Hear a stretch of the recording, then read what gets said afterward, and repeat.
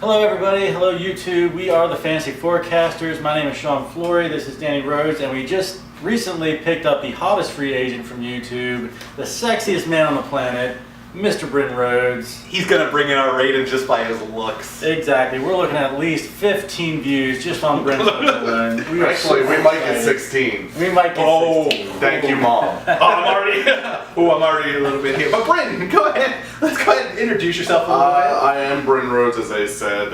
If you didn't notice, we are We don't look brothers. anything alike. Maybe. And if you also didn't notice, I'm wearing a Bears shirt. I am a Chicago Bears fan, which is really awkward sitting next to the guy who's a huge Vikings fan. But his team doesn't have any Super Bowls. But I'm happy to help out with any of the fantasy news here. Glad to join you guys. Bryn, I'm going to throw it to you to open up our first topic right here. By the way, this is our quick first. views for preseason week 1. We're just going to recap a couple of things. Our wide receiver video should be up later this week. This is just kind of a recap of what we saw fantasy-wise for this first week of games. So once again, All to right. Bryn, you can start us off. So, I guess we're going to start off with the big news that's going to possibly affect some people's fantasy. I know it did in one of the leagues I've already drafted in about Darius Geis, who tore his ACL in the Redskins preseason loss to the Patriots. So now what do you do after that? If you already had Geis, do you go for Rob Kelly or maybe even Samaj Kareem? Because Chris Thompson's getting drafted, no doubt about Yeah. it. But who do you go to replace him if you Yeah. absolutely need a Redskins running back? Yeah, and like he said, Chris Thompson's obviously at this point the first you take. Do you take him that high? Probably not, because he's a very huge injury risk. But he's good to have on your team because when he plays, he's good. So that leads you to the other two. Right. So do you take Zamajay? Do you take Rob Kelly? Personally, for me, just by seeing what he did at the end of the season, I had him on my fantasy team late last year, and Samajay Perine was a beast late in the season last year. He was putting up points, he was breaking tackles, he was basically outplaying Rob Kelly in every fashion of the word. It wasn't even close. Rob Kelly had just a few big games. I'm agreeing with you. So I'm just going to start off. Rob Kelly did have a few good games, but he also tailored off real quick. And Perine, like you said, he's got more of an upside because he's younger. A little bit. A little bit. He's not bad. But it's still Rob Kelly's Rob Kelly. He's not fat Rob. He's not bad Rob, but he's also, I don't know, I wouldn't, in all honesty, I wouldn't trust picking any of them up. I would just pick Chris Thompson and look elsewhere. I would argue I would take Perine. I would take Perine, but not till later in the draft. I wouldn't make him your number one. But let Sean get his word in a little bit. I agree, because I truly believe that Samaje Perine is the better play out of the two. The biggest thing for me is Samaje Perine can catch balls out of the backfield, so even if Chris Thompson would get injured, at least you have that dynamic. Rob Kelly's not catching balls out of the backfield, so for me, I'm on the Samaje Perine train as well. And I'm not shocked that we're all three. If you look at Kelly's numbers last year, Yeah. he couldn't even break a tackle last year. It was actually sad to watch. Now, so yeah. I'm not too shocked. that we're all Hopefully with three. the weight loss, maybe he's improved, but until we actually see it on the field translation, I'm Samaje Perine. But we're obviously all in agreement. If you're able to get any Redskins running back, it's Thompson. Chris Thompson, yes. Yeah. If he stays healthy in the preseason. With that being said, he's always injured. With that being said, so what we're going to do here for the video is we're going to go into each of us saying two storylines that we saw. We're going to go through them pretty quickly here, and then we're going to go with a rookie standout and a disappointment. So we're just going to go a couple things that we wrote down that we saw off the preseason games, and I'll kick it off with my first one here. For the Ravens, so you have a guy that you drafted first round, 2-3 years ago now. It's not long ago in Brashad Perriman, who looked like he was all but left for dead. They've signed so many wide receivers on that team. Crabtree's probably the clear starter there. You have John Brown there, who I've always liked John Brown. Once again, another healthy thing, but always liked it. But Brashad Perriman showed a lot this week. Yes, it wasn't against starters. Yes, it's preseason. But Perriman put up 3 catches for 71 yards and a touchdown and looked very good this week. The question that's going to come up is it enough to save his job? Is he still as good as what he was when he was drafted a couple years ago? At this point, with it being one preseason game, I want to see more out of him and see if he's going to be a starter. But right now, this is a good step forward of keep an eye on Brashad Perriman in these next couple weeks to see what he does for the Ravens. And I'll pass it on to Sean for the next one, for his first story. All right, well, let's be honest. One of the biggest stories outside of obviously the Darius Geis injury was Baker Mayfield. The guy looked electric. He looked poised in the pocket, in command of the offense. He put up 11 for 20, 212 yards, 2 TDs. He looks great. Obviously, we all knew that was against the second and third strings of the Giants cornerbacks. But you can't deny that type of play, the enthusiasm, the energy he brought to the field. If he continues to put together those types of stat lines, he's going to be the starter. It's only a matter of time. They brought him. You don't take a guy number 1 overall in the draft just to have him sit. And if he keeps putting up those numbers, he's going to start at least some point in this preseason to show what he can do, and I'm excited. I'm excited. The only thing I'll add to that is I do like Tyrod Taylor, though. So for him, he may have been drafted number 1 overall, but he's probably got the hardest track to be in starter out of all the rookies, in all honesty, with the teams. Well, I mean, let's be honest, with the fan base in Cleveland, they're desperate for a win. You're right. The moment that Tyrod Taylor slips up, the crowd's going to be going nuts. And I disagree anyways. Lamar Jackson's going to have the hardest thing because Joe Flacco, Good no matter how hard, Flacco's not been great, but at the same time, he also has been proven a success for them. And he had a good preseason game. He did have a good preseason, but he also, we know how Flacco's been minus his playoff runs. Right. It's not a guy you normally ever want to draft high. And even then, the playoff runs were like miracle passes that got caught. So Yeah, so I'd say, even then, I'd say Lamar Jackson. I actually was more impressed with Andrew Luck for his return against the Seahawks. It's Andrew Luck's first actual football action since December 31st of 2016. He's been out of the game for a good year plus, and he actually looked good. He went 6 for 8 for 68 yards, I believe. No touchdowns, but he also didn't have any blemishes. And I like how they're getting those short passes out instead of basically making them wait in the pocket. So, that's positive news to see that out of Andrew Luck, even if he didn't get a touchdown. Absolutely. And as you saw in our video last week, we were undecided on Luck, so it was a good start for him. Agreed on that one. Absolutely. My second story, it's a very minor one. It's for the Patriots starting running back position right now. Jeremy Hill was the standout there. Jeremy Hill, as you saw the last 2 years, has been not even fantasy relevant. He has been beyond awful, and be it the system in Cincinnati, which I've made it known that I hate, be it the quarterback play there at times, but Jeremy Hill's been junk. He had a good game this week, 11 for 51 for a touchdown. He was the standout running back on that team, and I think he has every shot to be starter. Same as Perryman, though. He's a journeyman at this point, so just kind of keep an eye on him this preseason. He may be the Patriots running back that you're going for. I'm going to go next because I think you made a great segue Kinda. into my next person. Sounds good to Since me. you said Marvin Lewis's Bengals offense is not normally run too well. You're right.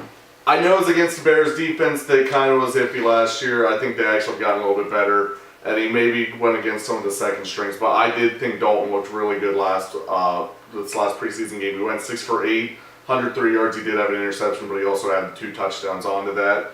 And that's pretty much positive news for Bengal fans who had to watch the last couple years where the Bengals have, for some odd reason, even though I think they're possibly one of the better teams in that division, just implode. Absolutely. When you have a star team like AJ Green, Tyler Eifert when he's healthy, Joe Mixon. I was saying they Giovanni did. They had a Keep good alive. running back core. Last year they had Mixon, Hill, and Bernard, Right. and it just was a team that faltered. it just I don't didn't know. I mesh. don't know what happened, and I don't think it's all on Marvin Lewis. I'm not saying he's a No. great head coach. I think it is. I think he's been there for that many years and doesn't even have a playoff win. I throw it all on Marvin Lewis. But he's made should the know. playoff. He's won the division. He's beaten the Steelers, who's had solid But teams. what does any of that matter once you go into the playoffs and get beat by the Texans? Well, none of it obviously matters. Like whenever you don't get a Exactly. Super Bowl, but I'm just saying I don't know if you'd get. I know that was not a dig. That was not meant as a dig, but Yeah, geez. Anyway, let's just go on for that. Moving forward, the last guy I want to talk about is Royce Freeman. The Broncos running back, we all know that that's an open competition right now, and it looks like Royce Freeman's kind of running away with it. He had 4 carries for 38 yards and a touchdown. Out of all the backs on their roster, he looks the best. He's breaking tackles, he's getting into the open field. I think he's definitely a player that we're all kind of watching, waiting to see what he can do. And I think week 1 he will be enshrined as the starter. And to add on to that, that's with terrible quarterback play. He put up and they don't look the greatest numbers, But mind you, the quarterbacks were awful in that game. So that's with bad That quarterback to me play. seems like a bright spot coming out of that game, anyways. Considering Broncos were known in the '90s and early 2000s as a big running back Yeah, team, power back. and I mean, obviously they also had John Elway, but the last couple of years, it just has not been a good running since the back. I Super mean, Bowl. C.J. Anderson really was supposed to be that guy. And he had that run in the Super Bowl run. He did, but they also had like a more polished quarterback and Manning You're right. there. So I mean, they need the running back since they have no quarterback. Since it's looking like Paxton Lynch is not going to be going anywhere now, even though they put a lot into him for a couple years ago with the first round pick. Their rookie guy outdid him last night. It was awful. Yeah. Sorry, I said last night. That says what Speaking of rookies, now we're going to jump to our rookie standouts of the week. I'll go ahead and start first. The guy that I was really impressed by is Antonio Callaway. A lot of people don't really know who he is. He is the Browns wide receiver that they kind of brought in. Just to make it quick, the problem with him is he does have some off-the-field issues with the police. He had a run-in. We don't really know how that's going to play out, but he's definitely someone to keep an eye on. Yeah, and like I said, my rookie standout, he's never going to be starter on a team that already has 2 running backs out there that are really solid. But I would say that Ryan Nall for the Bears put up a monster game out of nowhere there. He had 9 rushes for 95 yards. He looked great. Once again, Tarek Cohen already stepped out last year into the role that he could take. But I mean, this kid is showing maybe for another team. By the way, the Bears are known to trade running backs when they're young, so he still could get a chance for the Chicago. I'm going with at least more of a well-known guy instead of who they said. I'm going with Sam Darnold. He had a great game. Also, Teddy Bridgewater did as well. Darnold went 13 for 18 for 96 yards with a touchdown.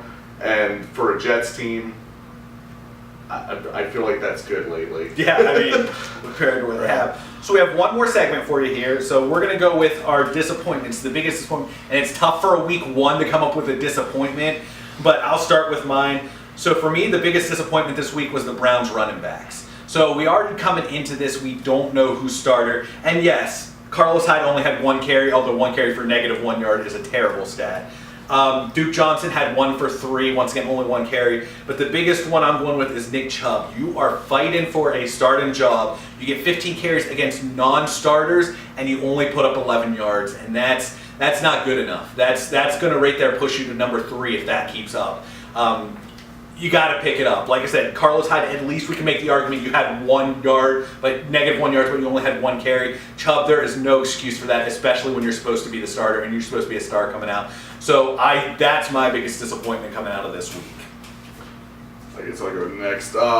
Seahawks did not have a good game on the ground. Their top guy was Chris Carson, who had 4 carries for 26 yards, which, I mean, he's coming out looking like he's going to be the starter for them anyways come week 1.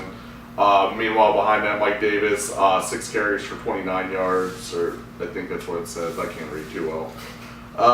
Rashad Penny, who was actually the running back that they drafted, really had a disappointing game, given 8 carries. He only averaged 2 yards with 16 yards. Better than Chubb. Better than Chubb, but I mean, 2-yard carry is not going to get you far in the NFL. Right. And I mean, I also wrote down J.D. McKissick, but as he also said, if you get 1 carry, you can't really be too harsh on him. He had 1 carry for 1 yard. The biggest disappointment, we're going to keep the running back train rolling here. Ronald Jones for the Tampa Bay Buccaneers. Here's a guy that has been talked about all season or all camp long. He's supposed to be the clear-cut number 1 guy. Again, he had 8 carries for 9 yards. That's not going to cut it. I mean, I know we talk about like limited carries. You know, ultimately some running backs get better as the game goes on. But, you know, this is the time when you're supposed to shine, mainly against backup defensive players. You know, you need to be taking control of the game. At this stage, I know it's early, but he's someone that I really had high hopes for, and I thought he would show up, you know, week 1. Obviously, that didn't happen, so hopefully he'll pull out a better week 2. Yep. And that's pretty much, that's it for our video today. like I said, we'll be trying to do this at least once a week to kind of just do a quick recap of the games. The fourth preseason week when no starters play might be the toughest one, even tougher than this. But anyway, just remember to like and subscribe if you enjoy what you're watching right here. It's right down there somewhere, the like and subscribe button, somewhere in that general area. Ooh, right down here, right down here. And also, welcome Bryn to the crew. Make sure to leave a comment, say hi, and say, hey, if you like him or not. If not, we'll just kick him out. You know. And he doesn't kneel for the anthem. Anyway, I won't as far as respond. I know, I've never actually watched him do it. But anyway, just remember though, we are the fantasy forecasters, and we predict it just like the weathermen do. Thank you.